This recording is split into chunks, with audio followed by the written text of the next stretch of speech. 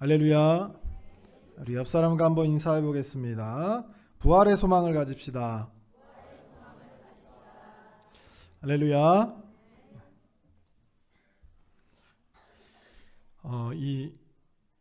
우리가 부활절이죠. 부활절인데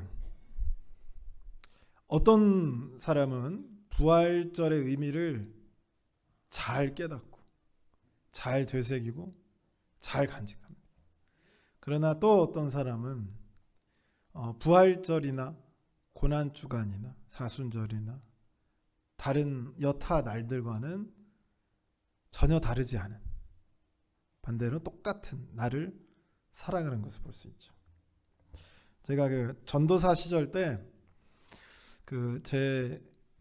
제가 아는 사람이 교회를 다닌 지 1년이 조금 넘었나? 1년을 조금 넘은 친구가 있었어요.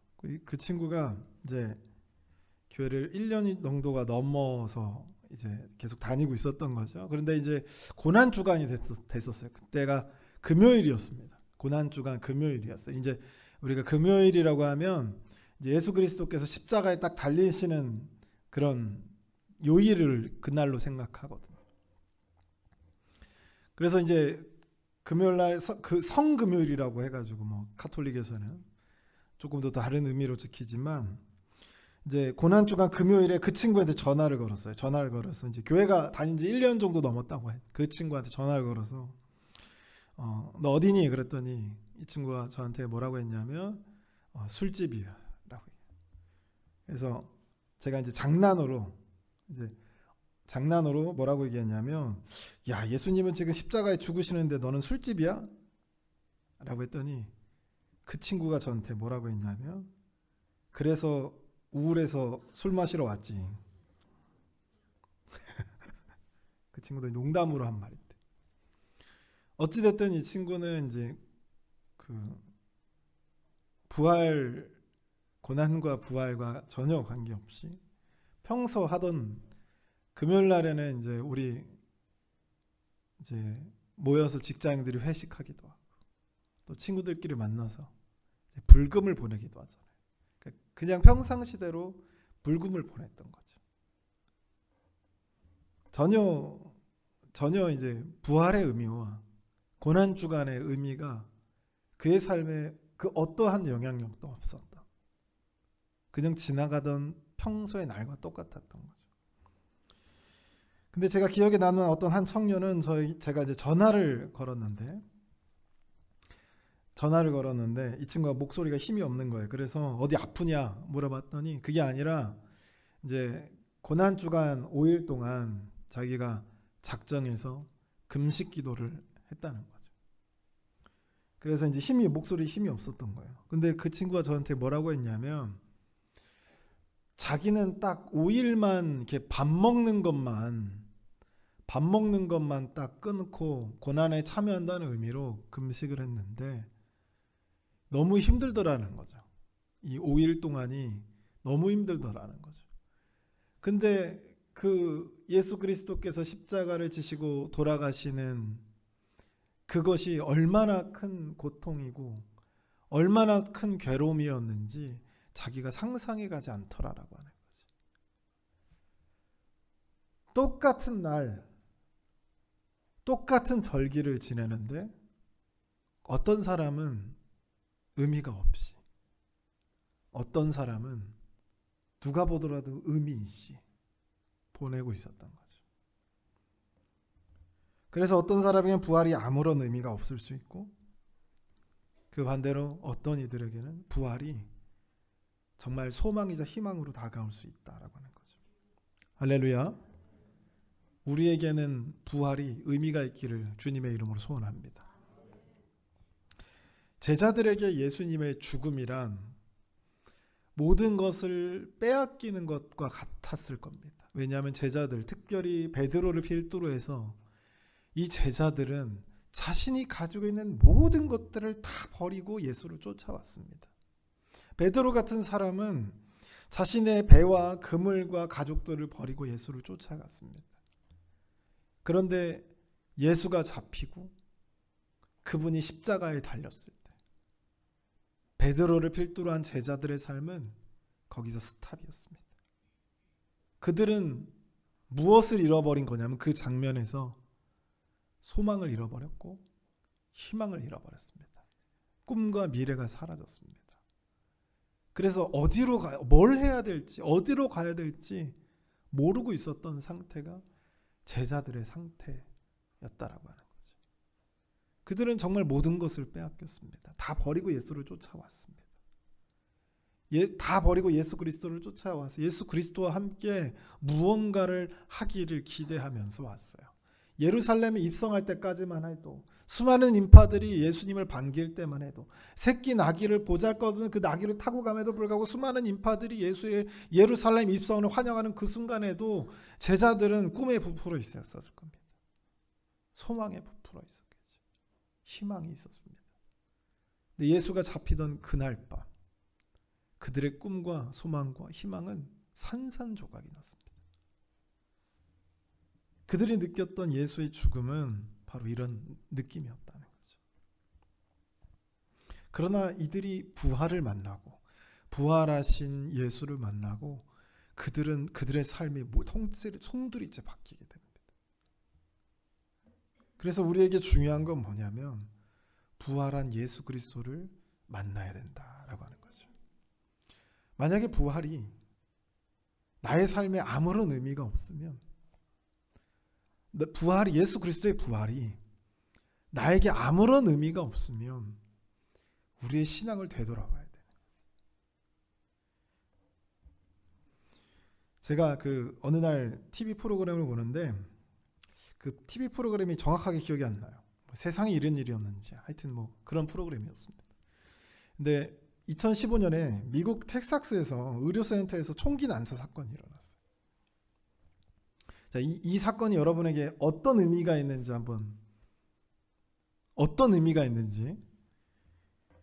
조지 피커링이라고 하는 이 사람이 있었는데 이 사람의 아들이 뇌사 판정을 받은 거예요. 그 의료센터에서. 그래서 이제 의료진들은 뇌사 판정을 하고 이제 장례 절차를 이제 시신을 이제 데려가야 되겠죠. 근데 아버지가 그걸 막은 거예요. 아버지는 그것을 자꾸 죽었다라고 한 아들을 만져보고 그에게 이렇게 어루만지고 아무리 살펴봐도 죽은 것 같지 않은 거죠. 그러니까 이제 이 실갱이를 하는 거예요. 의료진들은 뇌사 판정이 죽었다. 이제 당신의 아들은 죽었습니다. 아버지는 아니다. 내 아들은 죽지 않았다. 이 실갱을 하던 와중에 이 아버지가 총을 갖고 와가지고 의료진들이 협박한 거죠. 데려갈 수 없다. 그래서 미국 텍사스 주뿐만 아니라 모든 주에 이제 생방송이 나간 거예요. 그게 4시간 동안 실갱이를 벌인 겁니다. 경찰까지 다 총출동돼서 그 아버지와 이제 이 대치 상황을 4시간 동안 그렇게 된 거죠. 근데 이 4시간 후에 기적적으로 이 아들이 깨어났습니다. 근데 나중에 살펴봤더니 아들이 이제 뇌사가 된 게 아니고 그러니까 의료진의 실수였던 거죠. 그래서 이제 그때부터 미국의 뇌사 판결에 대한 절차가 엄격해졌다라고 얘기를 하더라고요. 이 사람이 지금 죽었다가 부활한 거잖아요.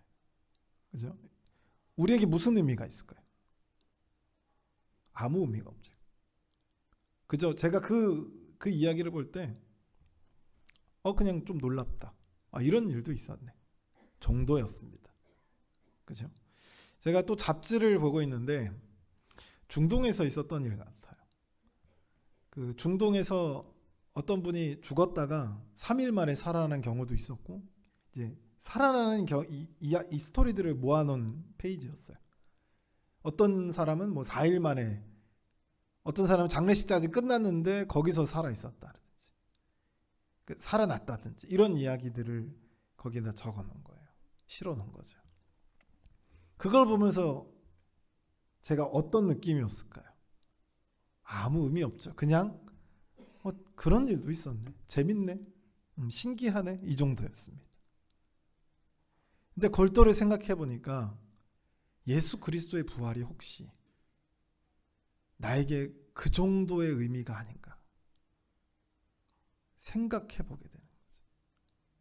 예수의 부활이 나에게 대체 어떠한 의미일까? 어떤 이들에게는 부활절의 의미가 그렇게 중요하고, 어떤 이들에게는 똑같은 날이고 똑같은 절기지만 아무 의미 없는 것처럼, 부활절이 과연 우리에게 어떠한 의미가 있을까?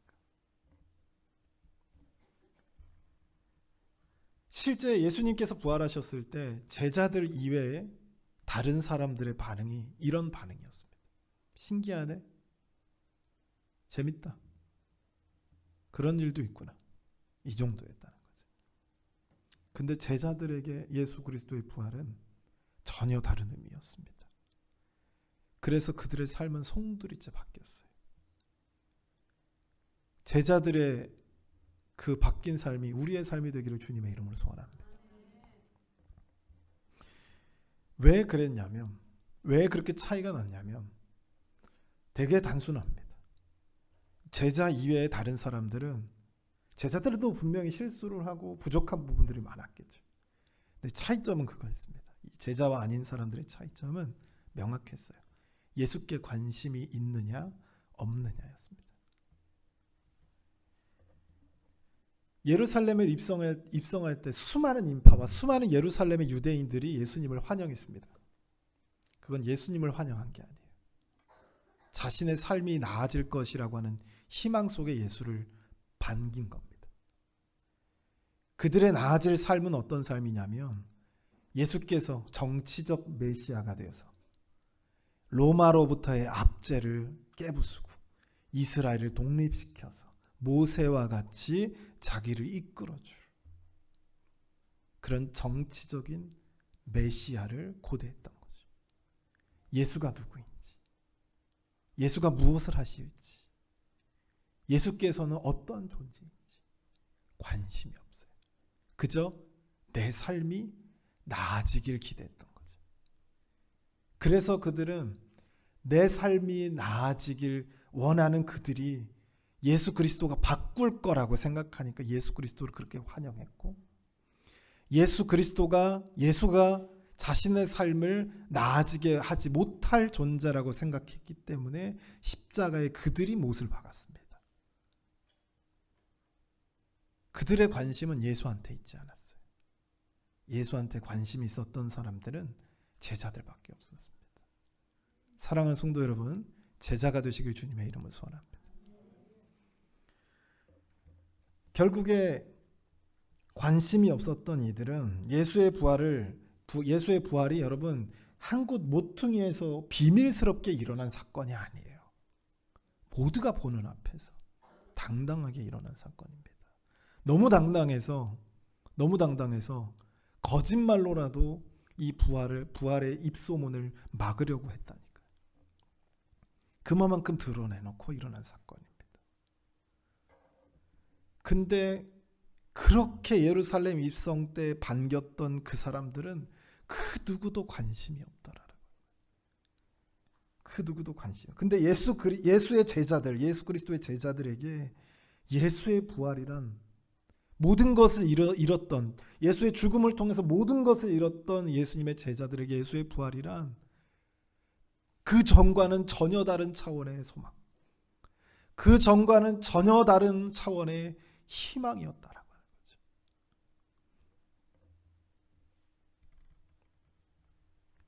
때문에 이들에게 있어서 예수의 부활은 그 무엇보다도 중요했습니다.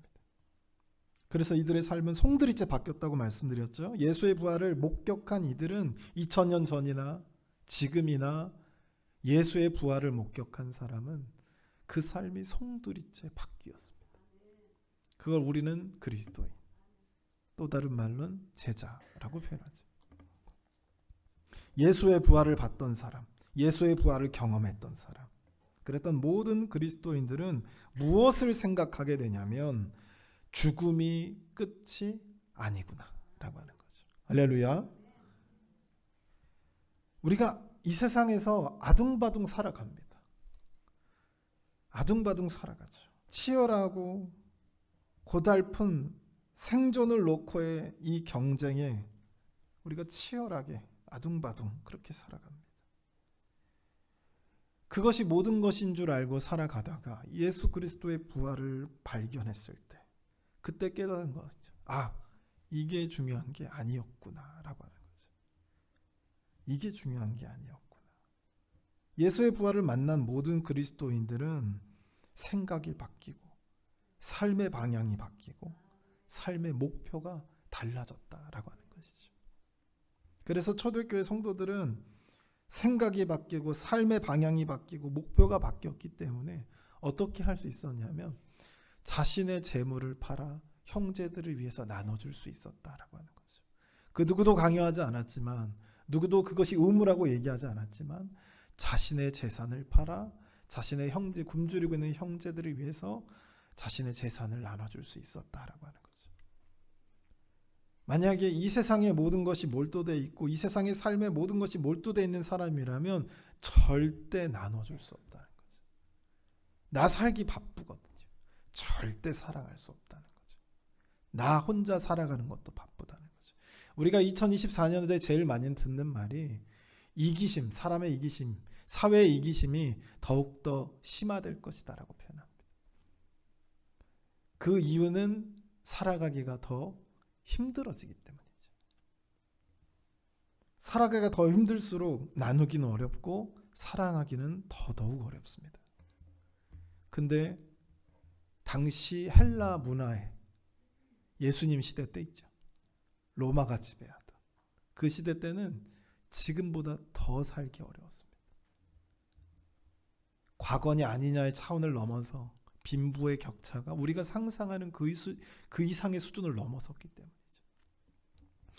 우리가 요즘 현재는 일용직 노동자로 하루, 그러니까 아무 기술이 없어도 그냥 하루 벌면 한 8만 원에서 제가 일해보니까 한 8만 원 정도, 10만 원 정도 이렇게 받더라고요. 8만 원, 10만 원 정도 받습니다. 그러면 여러 가지를 할 수 있잖아요. 로마 시대, 헬라 문화 시대에 일용직 노동자가 하루 일해서 버는 값은 빵 하나의 값이었습니다. 하루 일해서 빵 하나를 사는 거예요. 그게 8만 원이라고 생각해 보십시오. 빵 하나가 10만 원이라고 생각해 보세요. 여러분의 월급으로 빵 몇 개 살 수 있나? 그 정도의 빈부격차였습니다. 부자들은 창고에 있는 곡식들이 썩어서 그것을 부별해 내는데 일꾼들을 썼고, 가난한 사람들은 하루 먹을 것이 항상 부족해서 자녀들이 굶어 죽는 일이 허다했다라고 하는 거죠.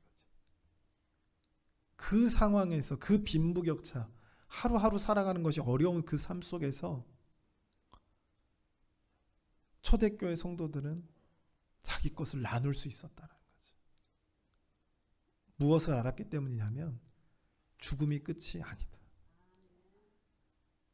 부활의 소망을 가지고 있었기 때문입니다. 그들에게 사랑이 넘치고 그들에게 교제가 넘치고 그들에게 예배가 넘쳤던 건 부활의 주님을 만나 자신이 그동안에 목표로 했던 그 모든 것들이 다가 아니란 사실을 깨달았기 때문이다라고 하는 거죠. 그래서 그들은 나눠주기뿐만 아니라 모이기도 힘썼습니다. 가만히 생각해보면 나와 같은 생각을 하고 나와 같은 목적을 가지고 있고 나와 같이 부활을 본 사람들끼리 이렇게 모여서 나눌 수 있는 대화, 나눌 수 있는 교제, 나눌 수 있는 예배라고 하는 건 엄청나게 귀한 관계고 엄청나게 귀한 시간이라고 하는 거죠. 심지어 부활을 본 우리의 위대한 선진들은 더 나아가 목숨까지도 아끼지 않았다라고 하는 것이죠. 부활을 봤기 때문입니다. 할렐루야. 우리가 두 가지 인물을 좀 봤으면 좋겠어요. 베드로와 바울입니다. 아주 대표적인 인물이죠. 이거는 뭐 유치원생들도 알 만한 사람들입니다. 베드로는 죽음을 두려워했던 사람이죠. 누가 명백히 그는 두려움에 떠는 사람이었습니다. 배가 풍랑을 만나 뒤집힐 뻔할 때도 두려워했고 온 순간순간 온 삶의 순간순간 두려워합니다. 근데 그 모습은 베드로의 모습이 아니라 우리의 모습이에요. 우리도 항상 두렵잖아요. 인생의 파도를 만나면 그 앞에서 두렵고 근심하고 걱정하고 잠 못 이루는 것이 우리의 모습 아닙니까? 베드로는 죽음이 두려웠습니다. 그러나 그는 바뀌었던 거죠. 부활하신 예수를 만나고 베드로는 죽음을 극복했습니다. 할렐루야. 베드로는 이제 그 구두 전승에 의하면, 실제로 그랬는지는 정확하지 않아요. 구두 전승에 의하면 베드로가 순교를 당할 때 이제 당시에만 해도, 지금이야 뭐 십자가가 뭐 생명의 상징이고 그러지만 로마 시대 때만 해도 가장 최고 형벌이 십자가에서 저주의 상징이었거든요. 근데 그 십자가에서 베드로가 죽을 때 베드로가 나는 예수님과 똑같은 모습으로 죽을 수 없다라고 해서 거꾸로 매달려서 죽었다라는 이야기가 있죠. 근데 여기서 사실이라고 볼 수 있는 거, 이건 사실인지 아닌지 몰라. 거꾸로 죽었는지 안 죽었는지 잘 몰라. 근데 우리가 명백히 사실이다라고 볼 수 있는 건 베드로가 순교를 했다, 복음을 전하다, 순교를 했다라고 하는 거죠. 죽음을 두려워했던 그가, 죽음을 두려워해서 예수 그리스도를 3번이나 부인하고 그를 저주하고 예수의 십자가 앞에서 도망갔던 베드로가 죽음이 두려웠어요. 근데 부활하신 예수 그리스도를 만나고 더 이상 죽음이 두렵지 않습니다. 사도행전에 나온 베드로와 누가복음에 나온 베드로는 이게 같은 사람인가 싶을 정도로 완전히 달라져 있죠. 그 전환점이 부활하신 예수를 만났기 때문입니다. 부활하신 예수를 만나면 죽음조차도 극복하게 되더라라고 하는 거죠. 또 대표적인 인물이 바울입니다. 바울은 우리가 잘 알고 있는 것처럼 그냥 그대로 지냈으면 세상적으로 성공할 수 있는 가장 탄탄대로의 길을 걷고 있었던 사람. 아니, 탄탄대로의 길 정도가 아니라 이미 성공했다라고 볼 수 있어요. 가장 유대사회에서, 그때 당시에 가장 유대사회에서 가장 뛰어난 학파가 가말리엘이었는데 그 가말리엘의 제자로서 교육을 받고 있는 가말리엘의 수제자였던 거죠. 그래서 가말리엘 학파라고 얘기합니다. 가말리엘 학파이자 유대인 중에 유대인이고 율법으로 따지면 흠이 없는 사람이 바로 바울이었습니다. 그의 삶은 성공 그 자체.